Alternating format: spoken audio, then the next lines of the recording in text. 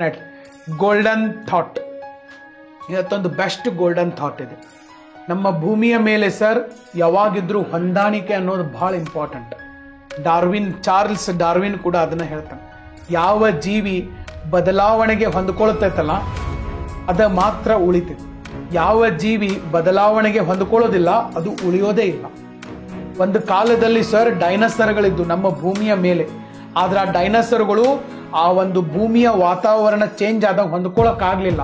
ಅದಕ್ಕೆ ಇವತ್ತು ನಾವು ಡೈನೋಸರ್ಗಳನ್ನ ಬರೀ ಮ್ಯೂಸಿಯಂ ಒಳಗಡೆ ಆಮೇಲೆ ಚಿತ್ರಗಳಲ್ಲಿ ಅಷ್ಟೇ ನೋಡ್ತಾ ಇದ್ದೀವಿ.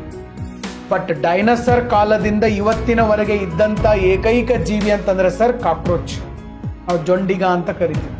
ಅದರ ಬಗ್ಗೆ ಬಹಳ ಅಧ್ಯಯನಗಳನ್ನ ಮಾಡ್ತಾರೆ ಸರ್. ಈ ಕಾಕ್ರೋಚ್ ಏನೈತಲ್ಲ ಇದು ಡೈನೋಸರ್ ಇದ್ದಾಗೂ ಇತ್ತು, ಈಗೂ ಐತಿ. ಯಾಕಂತಂದ್ರೆ ಬಹಳ ಹೊಂದ್ಕೊಳ್ತೈತ. ಇವತ್ತು ಪ್ರಪಂಚದಲ್ಲಿ ಎಷ್ಟು ಜೀವಿಗಳಿದಾವಲ್ಲ ಆ ಎಲ್ಲಾ ಜೀವಿಗಳಲ್ಲಿ ಕಾಲಕ್ಕೆ ತಕ್ಕಂತೆ ಹೊಂದಿಕೊಳ್ಳುವಂತ ಏಕೈಕ ಜೀವಿ ಅಂತಂದ್ರೆ ಸರ್ ಕಾಕ್ರೋಚ್. ಕಾಕ್ರೋಚು ಸಣ್ಣ ಸಣ್ಣ ಹುಳಗಳನ್ನ ತಿಂದು ಬದುಕ್ತಿತ್ತು. ಆಮೇಲೆ ಸಣ್ಣ ಸಣ್ಣ ಹೇನುಗಳನ್ನ ತಿಂದು ಬದುಕಕತ್ತು. ಅದು ಅಡಿಗೆ ಮನೆ ಒಳಗಡೆ ಇದ್ರೆ ಬ್ರೆಡ್ ಪಿಜ್ಜಾ ತಿಂದು ಬದುಕ್ತಿತ್ತು. ಎಲ್ಲ ಕಡೆ ಕಾಕ್ರೋಚ್ ಇಲ್ಲದೆ ಇರೋ ಸ್ಥಳಗಳು ಎಲ್ಲದೋ ಸರ್. ಅಡಿಗೆ ಮನೆ ಒಳಗೂ ಇರ್ತೈತಿ, ಏರ್ಪೋರ್ಟ್ನಾಗೂ ಇರ್ತೈತಿ, ಸಿನಿಮಾ ಥಿಯೇಟರ್ನಾಗೂ ಇರ್ತೈತಿ. ನಿಮ್ಮ ಕಾರ್ ಗಾಡಿ 4 ದಿವಸ ನೀವು ಹತ್ಲಿಲ್ಲ ಅಂದ್ರೆ ಕಾರ್ ಗಾಡಿಯಾಗೂ ಇರ್ತಾವ, ಮನೆಯೊಳಗೂ ಬರ್ತಾವ, ಹಾಸ್ಪಿಟಲ್ನಾಗೂ ಬರ್ತಾವ, ಕಾಲೇಜ್ನಾಗೂ ಬರ್ತಾವ, ಸ್ಕೂಲ್ನಾಗೂ ಬರ್ತಾವ, ಎಲ್ಲ ಕಡೆ. ಮತ್ತೆ ಎಲ್ಲಾ ಕಡೆ ಡಿಫ್ರೆಂಟ್ ಆಹಾರ ಸರ್. ಎಲ್ಲಾ ರೀತಿಯ ಆಹಾರವನ್ನ ತಿಂದದು ಅರಗಿಸ್ಕೋತೈತಿ.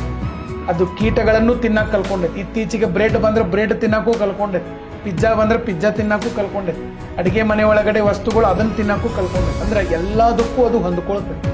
ಹಂಗಂತೇಳಿ ಸರ್ ಇವತ್ತು ಕಾಕ್ರೋಚ್ಗಳಿರುವಂತ ಆ ಒಂದು ಕಾಕ್ರೋಚ್ಗಳೇನು ಬಹಳ ಹಳೆವಿವೆ. ಮನುಷ್ಯ ಸಹಿತ ಅಷ್ಟು ಹಳೆವಲ್ಲ. ಡೈನೋಸರ್ ಇದ್ದಾಗೂ ಇದ್ದು ಈಗೂ ಅದು. ಟೆಂಪರೇಚರ್ ಹೆಚ್ಚಾದ್ರೂ ಬದುಕ್ತಾವ, ಟೆಂಪರೇಚರ್ ಕಡಿಮೆ ಆದ್ರೂ ಬದುಕ್ತಾವ. ಮತ್ತೆ ಎಲ್ಲರೂ ಸರ್ ಅವನು ಹೊಡೆತಾರ ನೋಡ್ರಿ. ಬಹಳ ಸ್ಟ್ರಗಲ್ ಐತೆ, ಬಹಳ ಹೋರಾಟ ಮಾಡಿದವು. ಯಾರು ಬೇಕಾದವ್ರು ನೋಡ್ರಿ ಕಾಕ್ರೋಚ್ ಎಲ್ಲರೂ ಸಿಕ್ತಂದ್ರೆ ಸರ್ ಮೊದಲು ಹೊಡ್ಯಾಕ ನಿಲ್ತಾರೆ. ಎಲ್ಲರೂ ಹೊಡೆದು ಅವ್ನು ಕೊಂದ್ರೂ ಇಷ್ಟ ಅದವು ನೋಡಿದವರೆಲ್ಲ ಹೊಡಿತಾರೆ ಸರ್. ಅದಕ್ಕಾಗಿ ಏನೋ ಲಕ್ಷ್ಮಣ್ ರೇಖೆ ಹಾಕಿನಿ, ಮತ್ತೇನೋ ಸ್ಪ್ರೇ ಮಾಡೀನಿ, ಏನೇನು ಎಲ್ಲ ಬಂದವು. ಇಷ್ಟು ಬಂದರೂ ಸಹಿತ ಹೊಂದಾಣಿಕೆ ಮಾಡಿಕೊಂಡು ಹೋರಾಟ ಮಾಡಿ ಬದುಕ್ತಾರೆ. ಬರೀ ನಮ್ಮಲ್ಲಿ ಹುಲಿ ಟೈಗರ್ ಅದು ಇದನ್ನ ಮಾಡಿದಾರೆ. ನ್ಯಾಷನಲ್ ಟೈಗರ್ ಕನ್ಸರ್ವೇಷನ್ ಅಥಾರಿಟಿ ಮಾಡಿ ಹುಲಿ ಗಣತಿ ಮಾಡಿ ಹುಲಿ ಯಾರಾದರೂ ಹುಲಿನ ಬೇಟೆ ಆಡಿದ್ರೆ ಶಿಕ್ಷೆ ಇಷ್ಟೆಲ್ಲ ಮಾಡ್ರೂ ಸರ್ ಹುಲಿಗಳು ಉಳಿವಲ್ಲು. ಹೌದಾ? 1000 ಲೆಕ್ಕದಾಗ ಹುಲಿ ಅದಾವ. ಅಕಸ್ಮಾತ್ ಈ ಕಾಯ್ದೆ ಇರಲಿಲ್ಲ ಅಂದ್ರೆ ಇಷ್ಟೊತ್ತಿಗೆ ಭೂಮಿ ಮೇಲೆ ಹುಲಿನ ಇರ್ತಿರ್ಲಿಲ್ಲ. ಬಟ್ ನೋಡಿದವರೆಲ್ಲ ಹೊಡಿತಾರ ಕಾಕ್ರೋಚ್, ಆದ್ರೂ ಇನ್ನೂ ಬದುಕಿದೆ. ಆಹಾರ ಬದಲಾವಣೆ ಆಗೈತಿ, ಟೆಂಪರೇಚರ್ ಬದಲಾವಣೆ ಆಗೈತಿ, ನೋಡಿದವರೆಲ್ಲ ಹೊಡೆಯವ್ರನ್ನ. ಇಷ್ಟಾದ್ರೂ ಸರ್ ಇನ್ನೂ ಬದುಕಿದೆ ಅಂದ್ರೆ ಒಗ್ತದೆ. ಬಹಳಷ್ಟು ಸ್ಟ್ರಗಲ್ ಸರ್, ಬಹಳ ಹೋರಾಟ ಮಾಡಿ ಬದುಕೊಂಡು ಬಂದಿರುವಂತ ಜೀವಿ ಅದು ಕಾಕ್ರೋಚ್. ಅಂದ್ರೆ ನಾನು ನಿಮಗೆ ಯಾಕೆ ಹೇಳಿದೆ ಅಂತಂದ್ರೆ ನಾವು ಕೂಡ ಏನ್ ಮಾಡ್ಬೇಕಪ್ಪ ಅಂದ್ರೆ ಬದಲಾವಣೆಗಳಿಗೆ ಹೊಂದ್ಕೋಬೇಕು. ಯಾರು ಬದಲಾವಣೆಗಳಿಗೆ ಹೊಂದ್ಕೋತಾರ ಅವ್ರು ಉಳಿತಾರ. ಯಾರು ಬದಲಾವಣೆಗಳಿಗೆ ಹೊಂದ್ಕೊಳ್ಳೋದಿಲ್ಲ ಅವ್ರು ಉಳಿಯಕ್ಕಾಗೋದಿಲ್ಲ. ಇವತ್ತು ಎಲ್ಲ ಕಡೆ ಇವಿ ಬರಾಕತ್ತವ. 2 ವೀಲರ್ ತಗೋರಿ, 3 ವೀಲರ್ ತಗೋರಿ, 4 ವೀಲರ್ ತಗೋರಿ, ಒಂದು ಬಸ್ ತಗೋರಿ, ಎಲ್ಲ ಈಗ ಎಲೆಕ್ಟ್ರಿಕ್ ವೆಹಿಕಲ್ ಬರತ್ತವ. ಇನ್ನೂ ನಮ್ಮಲ್ಲಿ ಕೆಲವು ಗಾಡಿ ಕಂಪನಿಯವ್ರು ಅದಾರ, ನಾ ಹೆಸರು ಹೇಳಂಗಿಲ್ಲ, ಅವ್ರು ದೊಡ್ಡ ಕಂಪನಿಯವ್ರು ಅದಾರ. ಆ ಕಂಪನಿಯವ್ರು ಇನ್ನೂ ಮತ್ತು ಡೀಸೆಲ್ ಗಾಡಿಗಳನ್ನ ತಯಾರು ಮಾಡತ್ತಾರ, ಮತ್ತು ಪೆಟ್ರೋಲ್ ಗಾಡಿನ ತಯಾರು ಮಾಡತ್ತಾರ. ಎಲ್ಲಿ ಎಲೆಕ್ಟ್ರಿಕ್ ಬಿಡ್ರಿ ಅಂತೇಳಿ ಅವರು ಸೆಲೆಬ್ರೇಷನ್ ಆಗ್ತೈತೆ. ಅವ್ರು ಕೆಲವು ಕಂಪನಿಯವ್ರು ಈಗಾಗಲೇ ಎಲೆಕ್ಟ್ರಿಕ್ ಬಿಡಕ್ಕೆ ಶುರು ಮಾಡ್ಯಾರ. ಅವರು ಈಗ ದೊಡ್ಡ ಕಂಪನಿಯವರೆಲ್ಲ ಎಲೆಕ್ಟ್ರಿಕ್ ಕಾರು, ಎಲೆಕ್ಟ್ರಿಕ್ ಬೈಕ್ ಶುರು ಮಾಡ್ಯಾರ ಅವ್ರು. ಯಾಕಂದ್ರೆ ಗೊತ್ತೈತವ್ರಿ ಈಗ ನಾವು ಎಲೆಕ್ಟ್ರಿಕ್ ಶಿಫ್ಟ್ ಆಗ್ಬೇಕಿಲ್ಲ ಅಂದ್ರೆ, ಹೊಂದ್ಕೊಳ್ಳಿಲ್ಲ ಅಂದ್ರೆ ನಮ್ದು ಸೆಲೆಬ್ರೇಷನ್ ಆಗ್ತದೆ.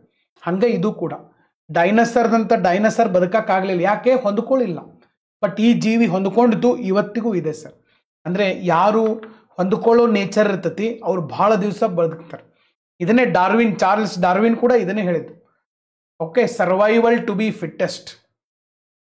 ಸೊ ಯಾರು ಸರ್ವೈವ್ ಆಗ್ಬೇಕಂತಾರ ಅವ್ರು ಫಿಟ್ ಆಗ್ಬೇಕು. ಅದಕ್ಕೆ ಚೇಂಜಸ್ಗಳಿಗೆ, ಬದಲಾವಣೆಗಳಿಗೆ ಒಗ್ತಿರ್ಬೇಕು.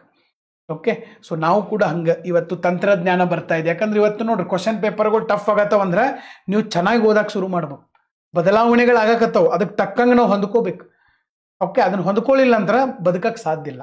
ಅವತ್ತೂ ಇತ್ತು, ಇವತ್ತೂ ಇದೆ, ಮುಂದೂ ಇರ್ತದೆ. ನನ್ನ ಪಾಯಿಂಟು ಅರ್ಥ ಆಗಿದೆ ಅಂತ ಹೇಳಿ ನಾನು ಭಾವಿಸ್ತೇನೆ.